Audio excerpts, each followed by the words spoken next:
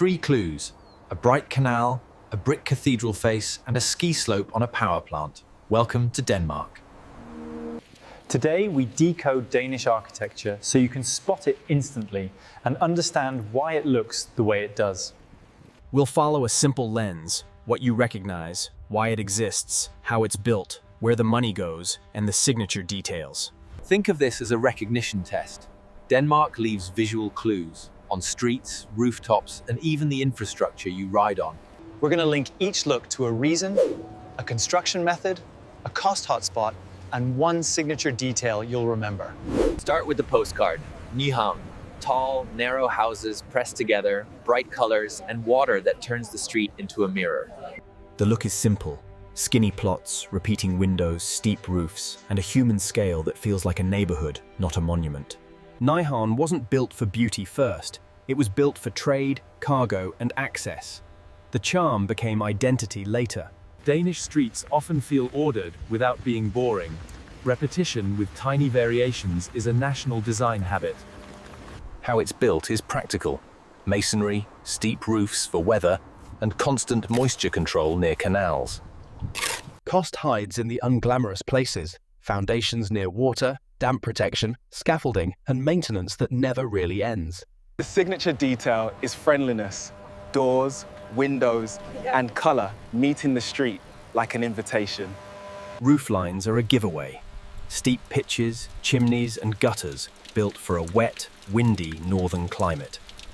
At street level, details stay domestic: doors and windows that communicate people live here, even in a tourist postcard. Close to water, the real battle is moisture. Layers, drainage, and constant repair that keeps old streets alive. Even when it's dramatic, it stays friendly. Warm light, walkable edges, and a city that feels designed to be used. Zoom out and Denmark changes tone. Calm geometry, symmetry, and facades that feel stable rather than flashy. The official Danish look is quiet confidence, disciplined detail, balanced proportions, and an instinct to endure. Courtyards matter here: controlled outdoor rooms that block wind, hold light, and make civic space feel intimate. This calm look is costly to keep. Restoration craft, copperwork, and weatherproofing done to last decades. And then Denmark shifts again into brick as a national language, where repetition becomes power. The why is political and cultural. Institutions signal stability through proportion, symmetry, and materials meant to age gracefully. These buildings are expensive in a quiet way. Craft labor and restoration standards that demand precision, not spectacle. Signature detail: controlled outdoor rooms, courtyards engineered for comfort, drainage, and everyday usability. Grundtvig's church looks like a pipe organ carved from brick: monumental, simple, and unforgettable. Here, brick is ornament. The geometry does the work: stacking, stepping, repeating, until the wall becomes a symbol. Inside, the same logic continues. Brick columns, brick vaults, and light that makes humble material feel sacred. Repetition only looks simple when it's perfect. Precision labor, long timelines, and scaffolding are where the budget concentrates. From far away, it's an icon. Up close, it's thousands of humble units. Denmark turning craft into monument. This facade works like a logo, one strong shape you can recognize from a distance, made from the simplest unit.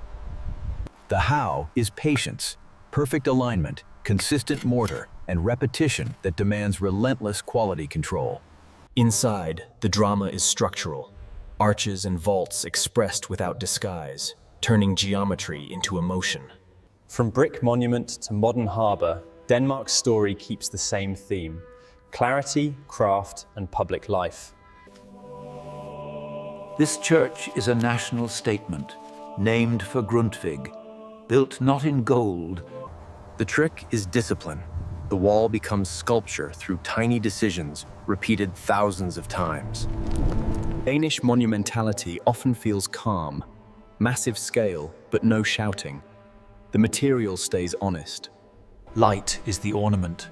Brick catches it, shadows carve it, and suddenly the simplest wall feels alive. And then you step outside, and Denmark returns to everyday scale. Big ideas grounded in daily life. Brick isn't nostalgia here.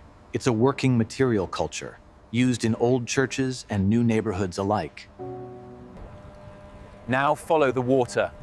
In Copenhagen, the harbour isn't a back door. It's the city's front porch. The black diamond looks like a polished stone cut open by light. One bold gesture, then restraint. That crisp surface costs money. Premium cladding, tight tolerances, and the engineering to keep it clean and dry. Inside, Denmark flips the mood. Dark outside, luminous inside. Public space designed like a calm interior landscape. This is a Danish pattern. Put culture on the waterfront and make it feel usable, not intimidating. Glass on the waterfront is an engineering problem. Thermal control, seals, and structure that must survive storms and salt air. The payoff is public. Generous interior routes, daylight, and spaces that feel open, even when the outside is harsh. Denmark keeps placing culture where everyone can reach it, right on the waterline, part of daily routes. At night, it reads like a single dark object. Quiet drama, controlled, never loud. Then comes the opera, a huge roof hovering over the harbour, a modern landmark you recognize by silhouette alone. It's Denmark's big eye move, but still Scandinavian in spirit. Clean geometry, readable structure, calm presence. How it's built is high precision, long spans, tight joints, and a weatherproof envelope that must survive wind and salt air. But the real expense is inside. Acoustics, finishes, and the invisible systems that make opera work. An opera house is a machine. Rigging, lifts, safety, and ventilation that must be powerful, precise, and silent. Cost hotspots, custom woodwork, acoustic surfaces, seating, and lighting that guides you without shouting. In performance buildings, air and sound are the hidden architecture, powerful systems that must be nearly silent. Cost concentrates behind the scenes. Safety, logistics, and robust finishes built for constant, heavy use. And still, the experience stays calm. Warm materials, clear routes, and a sense that design is serving the public, not the ego. This is Denmark's signature move. One readable silhouette that connects straight into everyday architecture. Denmark's landmarks still feel disciplined. One strong silhouette, then clarity. And that clarity shows up in housing too. Meet the 8 House, a neighborhood folded into one shape, where the building becomes a walkable route. The Y is social. Mix homes, shops, and movement so daily life intersects naturally, like a village, but vertical. How it's built. Ramps become streets in the sky. Circulation designed as an experience, not a corridor. The money goes into the tricky geometry, waterproofing, drainage, and durable surfaces, where roof and street become the same thing. Large mixed-use buildings also pay for safety. Elevators, fire routes, and systems that keep complex neighborhoods calm and compliant. Signature detail. The building makes small public moments, terraces, corners, and views that encourage neighborly contact. The shape isn't a gimmick. It organizes light, views, and community, turning a big block into many small places. Northern building means performance. Insulation, airtightness, durable edges, costs you feel in construction, but save in comfort. The signature detail is integration. Housing, shops, and movement stitched together so the building behaves like a piece of city. In Denmark, infrastructure is architecture. Cycling isn't decoration, it's transport, so the city designs for it. The Danish look includes movement, streets that prioritize people, with flow that feels safe and predictable. Cykelslangen, the bicycle snake, turns a commute into a landmark. One bright curve, engineered for everyday speed. How it's built, curved steel, grippy surfacing, lighting, and drainage. Because in Copenhagen, rain is part of the design brief. Cost hotspots in infrastructure are long-term. Fabrication, maintenance, and surfaces built to survive constant wear.